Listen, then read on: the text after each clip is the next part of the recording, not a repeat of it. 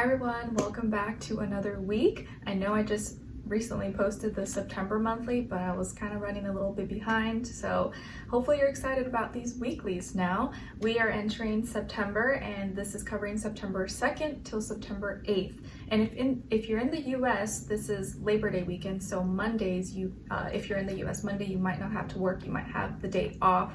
And so my husband's able to watch Little Sky Guy while I can catch up and do some readings and do my work. So woohoo! All right, so this week we're covering the weekly astrological energies. There is kind of a little bit of a lot, a little extensive, but hopefully you guys like it or you enjoy it and find it helpful and not boring. But I'll try to make it as easy to understand as possible, because I know, like, when I started learning about everything, it was like kind of confusing. So I try to make it just as simple as possible for like anyone can process and understand. Okay, so hopefully you guys enjoyed the September monthly, and I know it might kind of seem like it's all getting posted at the same time, but sometimes it just has to be like that, or it be like that sometimes. So sorry if I'm like drowning your feed with so many videos. I don't mean to do it that way, just sometimes I have no choice.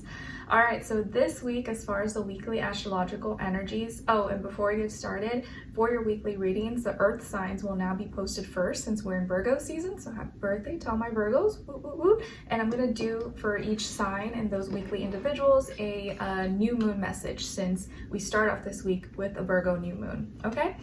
All right, so let's get back to protocol. So I already talked about in the September monthly how we enter September with retrogrades, Uranus and Taurus retrograding, and Pluto is already retrograde going back into Capricorn. So you can refer back to that if you wanted a little recap.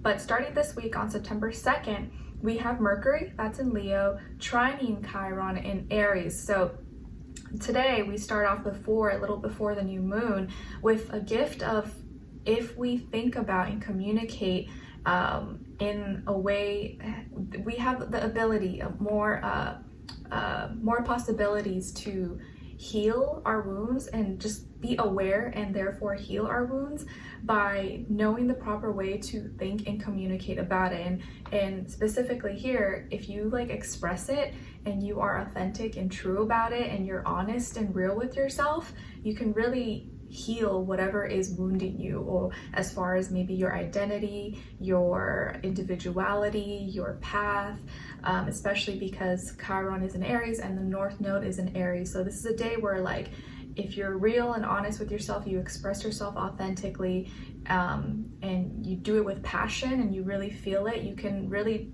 figure out what are your wounds, and you can go about healing these things, or at least kind of be on the beginning journey of that. And later on this day, we have a Virgo new moon. So obviously new moons, new emotions, new feelings, new thoughts, new ideas. And so we're gonna have a new feeling, a new emotion, may feel a new way when it comes to our work, our habits, our routines, our health routines, how we prepare, how we organize our life. And you may start something, maybe you start a new exercise program, or you start eating a new way, or you're like, you know what, I'm gonna decorate my room this way, I'm gonna start cleaning. There just may be new ways you start to do things, maybe because you just don't, the old way wasn't working, or you're not too happy with that. You're like, I need to switch it up, I need to do something new. And so you may want to be productive, or kind of work something out, plan something out, prepare, organize your life in some certain way that's different than you were previously. So this could be a week where you kind of just, I'm gonna start this diet, or I'm gonna take this new class, more likely than at other times. Okay, and on the next day, on September 3rd, we have Mars in Gemini squaring Neptune in Pisces. So today brings more learning experiences. And specifically here, when you're dealing with Mars in Gemini, our passions, our actions, our motivations, we may do things kind of quick and maybe even speak about it, talk about it, think about it quicker than we can actually do it. With it squaring Neptune and Pisces, I think here we have to learn how to slow down a little bit and also pay attention to our intuition, our emotions, and add a little creativity, a little bit of imagination, a little bit of flair, and not be so based on only on logic, on information. Sometimes you need to add a little bit of intuition, a little bit of vibe. Okay, like we know the facts, we have the information, but sometimes you do have to kind of listen to that sixth sense inside of you. It may all look right on paper, but what about everything else? Are you paying attention to that little, that little voice that you feel, even though it doesn't exactly make sense? Sometimes you do have to slow down a little bit and pay attention to those emotions, those vibes, even though it's to most people it's like woohoo, like not logical. Okay. And then the next day on September 4th, we have Venus in Libra conjuncting Lilith, that's also in Libra. And then later that day, we also have Venus opposing the North Node, that's in Aries. So Venus today may be kind of struggling a little bit. There could be more misunderstandings and some tension and division kind of in the air. And first off, with Venus conjuncting Lilith in Libra, we may feel like maybe our relationships or the people, places, things that we love, that we feel drawn to, could also be the source of like embarrassment or shame. You ever had a friend or someone you love that, you guys get along well, you love each other, but like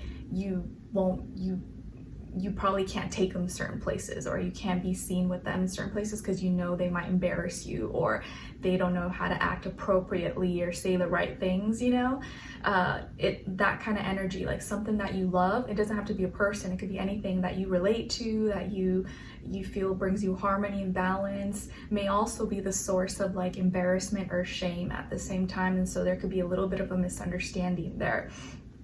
And also later that day, Venus is going to be opposing the North Node. So you could also feel that what you love, let's say a relationship or a person or whatever, is kind of also holding you back from going on your spiritual path, from going on your journey. Like maybe you really love this person, but you feel like you're supposed to move somewhere, but that relationship maybe you feel like is holding you back from going for your dreams and moving or going to this other place because you don't want to leave this person, just as a general example. Okay.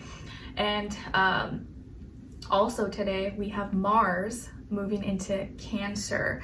So on the 4th is kind of a day where it's the energies are a little bit weak, a little bit against us. So it's just something to keep in mind, especially with our passions, our actions, or motivations, because Mars falls in Cancer. It's exalted in Capricorn, but here Mars is weak in Cancer. And trust me, I know, because that's my natal placement. So lucky me, right?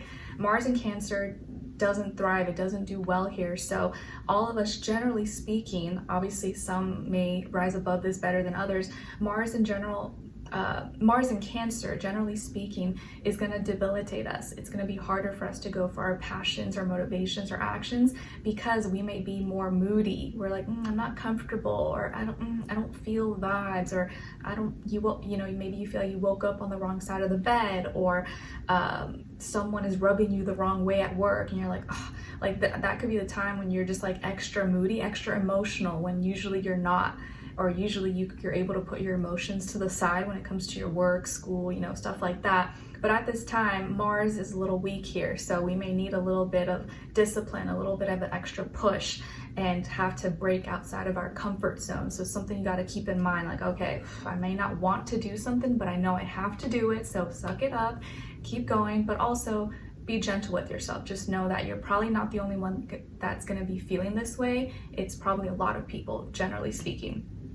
Okay, then on September 6th, we have the North Node in Aries opposing Lilith in Aries. So again, more tension, more division, more opposition here. our spiritual path and where we feel like we're supposed to be heading, our goals, our dreams, and that seem kind of scary. You know, all those things, the North knows, like all those things that you don't want to do, that you're afraid to do, but you kind of know you should be doing or you want to do, but you're a little bit afraid. And specifically in Aries, these are things that we have to do alone, or it's like for our individuality, our independence, and we may not have as much support. It's something we have to do on our, like, by ourselves.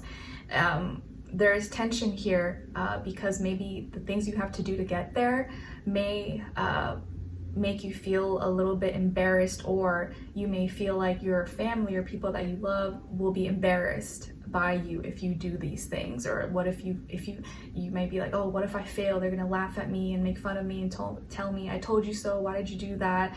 So there could be some tension here because something that you want to do or you feel like you should do, even though it's scary, could also be a source of embarrassment or can maybe bring you shame. But if you can rise above that and get past that, I think you will gain a lot of confidence from it as well. So don't get too discouraged around this time, around that day on the 6th.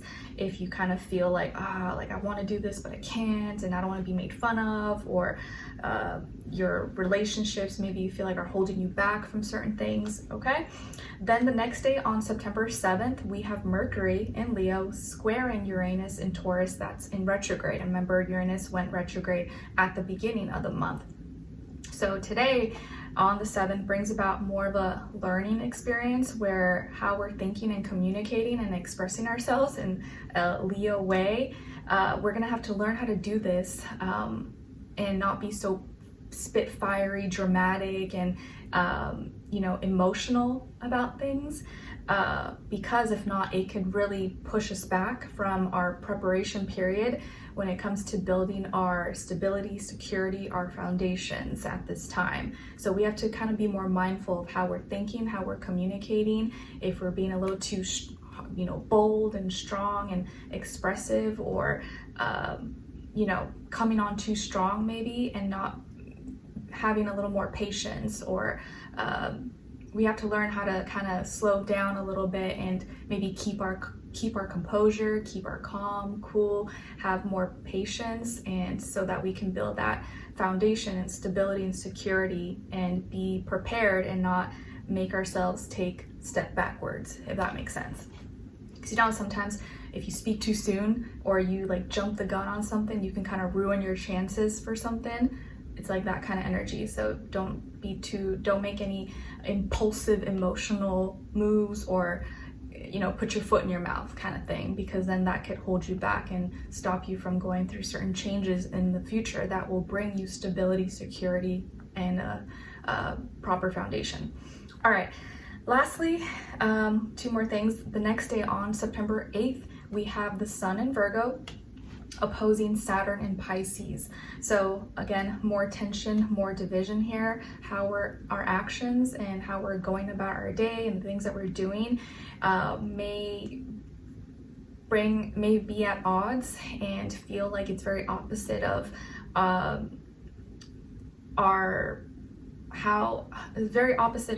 how we're supposed to handle maybe our duties, obligations, and because Saturn in Pisces is restricting us, and but it wants us also to use compassion and love. And right now maybe the Sun in Virgo is like, screw that, I need to just get things done, like I don't care about that stuff, like who cares about feelings and emotions. Even though Saturn is kind of restricting that a little bit, it still wants us to incorporate that. So we may kind of feel this tension in the air when we do something like I gotta do this, but it might hurt someone's feelings, or I gotta make sure I make sure I do things in a disciplined way, and I am also using emotional discipline and not being considerate of others in my actions and my plans, okay? And then lastly, at the end of the day, we have Pallas, the asteroid, moving into Sagittarius, and Pallas is like the warrior of justice. So it moving into Sagittarius, we're going to be like more have this like warrior spirit when it comes to our freedom, our expression, our spirituality, our philosophical ways of thinking and feeling, and our experiences. So we're going to be very feel strongly about having freedom and not feeling restricted. And that's probably also maybe not helping that Sun in Virgo opposing Saturn, because like you maybe, you know, it's like you don't want to be restricted, you don't want to be held back. You're like, no, this is what I usually do. Like, were you telling me to slow down? Like, no, I want to get this thing going. Were you telling me I have to consider this person's feelings? Well, screw their feelings, you know? So this is a day where we don't want to be held back. We don't want to be restricted, and we're going to fight for our freedom and how we think and our experiences and our spirituality and stuff like that. Okay? All right, so hopefully that wasn't too much for you guys or overwhelmed you too much, but I felt the need to break it down and go into it as much as possible. All right, so let's get into your weekly readings, guys. We're going to start with Virgos, so you guys will be next, and I'll see you for all the rest of the signs. All right, take care. Bye.